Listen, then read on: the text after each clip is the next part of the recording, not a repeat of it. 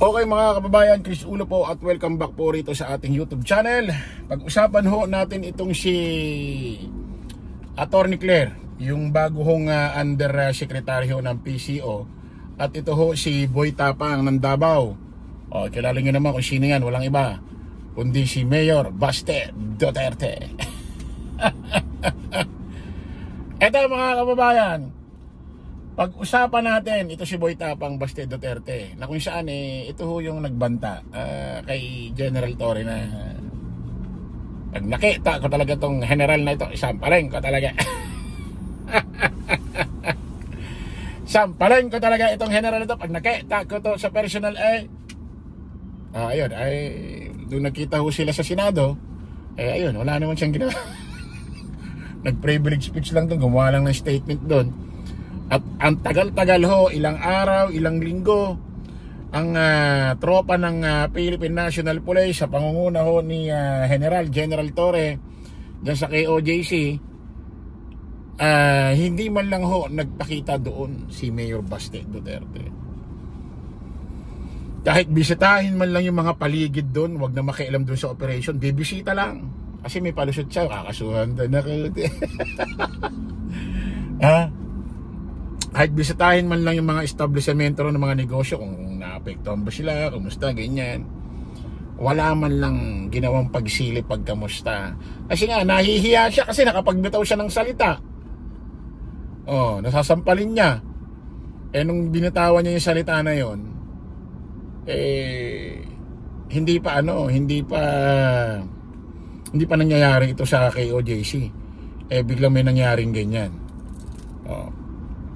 Tsaka naaalala nyo nung may maisog rally sa Davao, kung ano-ano sinabi niya kay Pangulong Bongbong.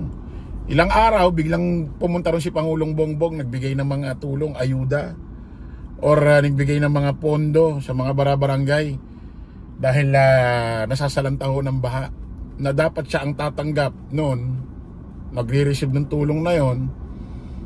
Hindi ho siya nagpunta, hindi nagpakita. Matapos ho yan, ilang araw kung ano-ano sinabi niya kay Pangulong Bongbong Marcos. Ito, wala man lang siyang ginawa kay General Torre. Puro salita, tapang-tapangan. Ngayon, ito mga kababayan, ito, Mayor Baste, kaya mo sampalin si kaya mo sampalin si Atty. Claire? Nako putik.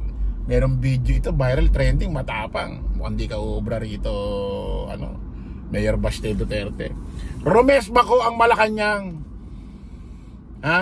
Sa pangunguna ho ni Undersecretary ho ng PCO, Atty. Claire Castro, na kung saan Romes Bako sa ginawang pahayag ni Boy Tapang Baste Duterte about ho sa kriminalidad. Basta anong crime? Basta yun na yun. Krimen. Play natin. Bumuelta ang palasyo laban sa akusasyon ng pagiging maluwag umano ng Administrasyong Marcos Jr. sa krimen. Nagbabalita at nagseservisyo mula sa Malacanang, si Christian Yosores. Christian. Hinamon ni Palace Press Officer Claire Castro si Davao City Mayor Baste Duterte na patunayan ang bintang na kawalan ng pangil ng administrasyon ni Pangulong Ferdinand Marcos Jr. laban sa mga kriminalidad. Sa press briefing sa Malacanang, hinamon ni Castro si Duterte na ilatag ang mga datos at ebidensya pa ang pagpapatunay sa kanyang aligasyon na nagpapabaya sa mga krimen ang administrasyon. Iginiit ni Castro na kumpara naman sa termino ni Marcos Jr., hindi hamak na mas mataas ang crime rate sa ilalim ng administrasyon ng kanyang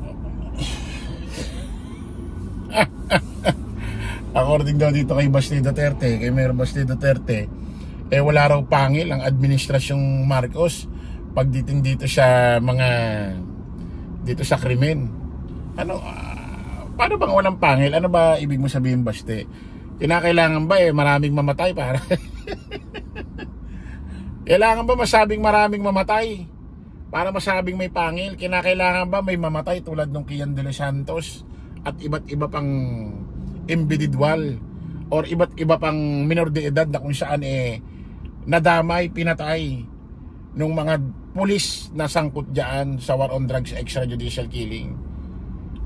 Kinakailangan ba matulad kay Kendry Santos na bibili lang ng yelo dahil dinner nila, paglabas dinampot ng pulis, dinala sa likod ng bahay, tinamnan ng droga, tapos niratrat na. Pinagsasampal pang araw yung bago iratratin. Kailangan ba mangyari yung mga ganyan? Para masabing may pangil ang administrasyong Marcos. Basta ng kanyang ama na si dating Pangulong Rodrigo Duterte, bagay na kayaan niyang patunayan ng mga datos. Mayo ni Castro sa nakababata Duterte, mag-aral ng mabuti at ay pag-usap sa mga abogado para malaman ang katotohanan bago banatan ang administrasyon. Tugulit pa ng palaso matapos banatan ng alkalde ang PNP at administrasyon dahil hindi mo pa umano ng kupit-malit sa mga kriminal na aktibidad. Sinabi ni Duterte na ilan naging linyan o maluwag ang administrasyon sa mga kriminal matapos ang insidente ng pang-hold up sa Davao City.